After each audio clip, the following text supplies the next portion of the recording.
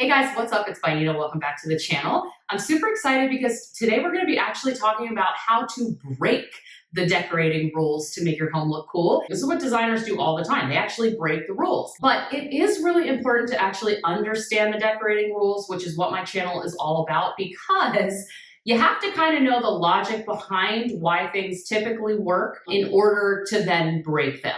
There are no rules. You should just buy whatever you want.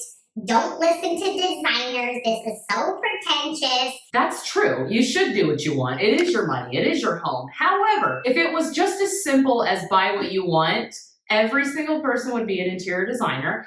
Every single home would be absolutely beautiful. You would never buy the wrong thing. You would never struggle with how to lay out spaces, because there is an art to it, okay? There are things like proportion and scale and contrast and saturation that create spaces that look pleasing to the eye. And that's what this channel is all about. And also, designers make mistakes too. It's not that simple to just create this magazine-worthy home. It does take practice and time and trial and error. So today we're going to talk about 7 of my favorite rules that you could actually break to take it to that new level.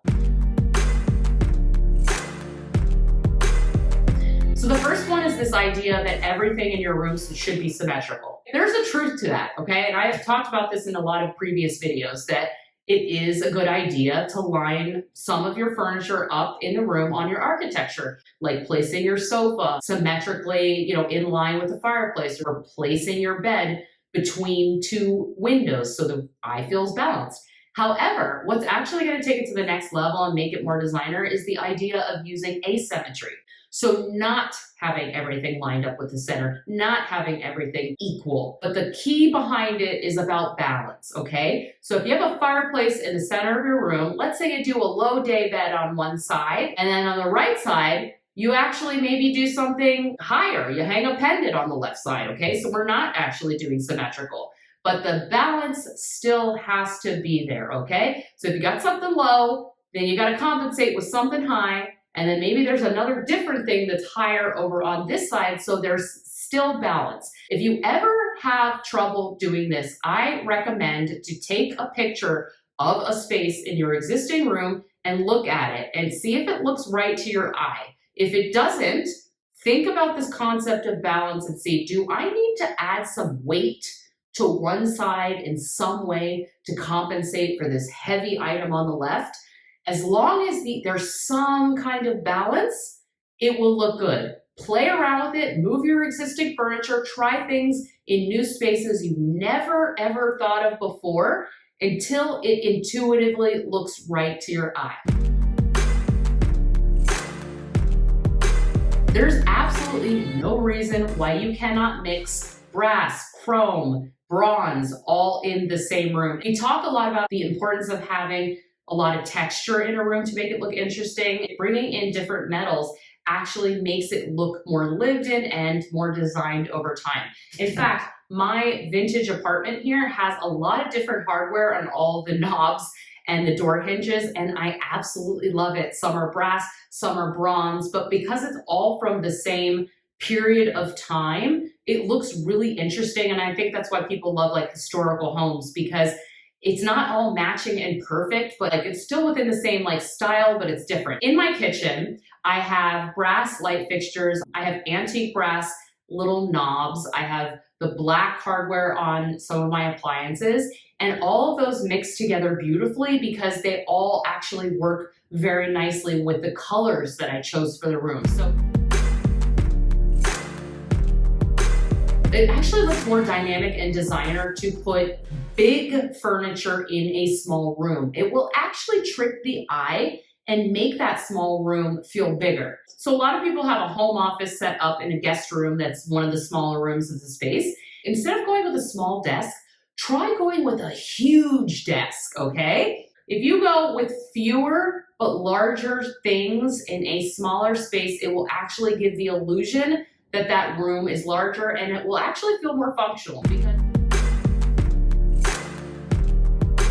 a lot of times, if you paint your room white, it's actually going to feel more expansive, more airy, and more breezy. Totally makes sense, all right?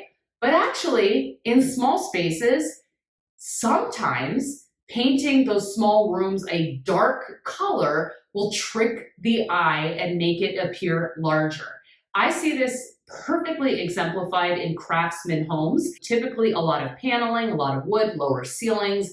They can often feel dark, but I think these homes look absolutely phenomenal when you paint them heavy, dark, saturated colors. A lot of the paneling that's in that room will balance in a dark color and create contrast to make it feel larger than it is. Now, I think you should paint your trim if you have beautiful trim and molding in your space, because by painting it a contrasting color, it's going to call more attention to it. But one of my favorite things that I love in spaces, particularly where all the walls are painted white, I love the look of dark painted trim and even the trim inside of the windows. It just creates a whole new level of architectural detail in the space. Also, don't be afraid to paint your ceiling a completely fun bright color. Also, one of my amazingly tried and true designer secrets is painting your front door, guys. The interior door of your home can be painted any color that you can think of. It's going to immediately create an importance to that front door, which you really should kind of call that door out, because that is important. It could be red, it could be blue, it could be green, it could be gray. Paint the interior of your front door and watch your entire space transform. I've said that on this channel a million times, that you should typically hang your art at eye level. Legitimate rule, absolutely works, okay? But if you want to take it to a cool designer level, don't be afraid to lean art on the floor. It's very Parisian, it's very relaxed, it's very, very cool. You can lean art in mirrors on the floor. You can hang massive piece of art that almost take up the whole wall. That's very designer because you have to find that huge piece of art. But don't think that art has to always be hung at eye level. It can literally be set up like a creative, relaxed studio. And my ultimate design style that I personally love, that I'm always trying to achieve, is this effortless, stylish mess, where even if your home is a little bit messy, it still looks absolutely chic and cool, because all of the rules behind design are working to the eye, but it feels very slightly imperfect, but very chic, but very relaxed, and not so stuffy and perfect. I'm never trying to ever achieve perfection in my home, okay?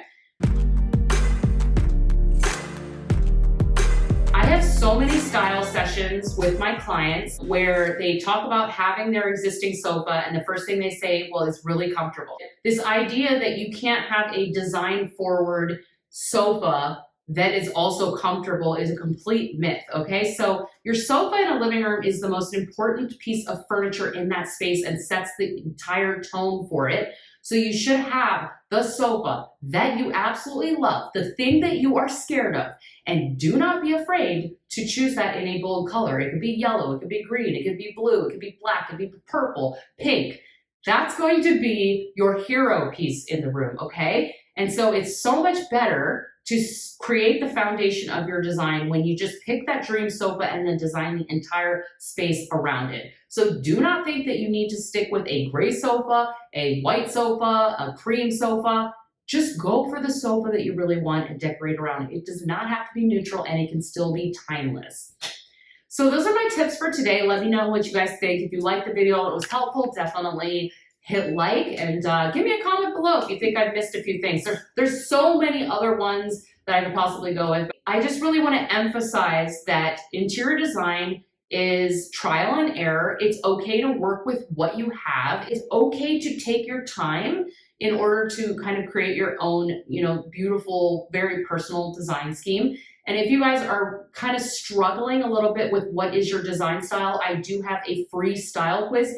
It's a great place to start. It's going to give you a style name. There's a Pinterest board associated with it. You can kind of quickly visualize and see all the images that I put in each of those boards to see if it resonates with you. Check it out. It's in the link below. Thank you guys so much for watching. Hopefully no one's going to get triggered, okay? It's all fun stuff here that we're doing here. So thanks for watching, and I will see you in the next one.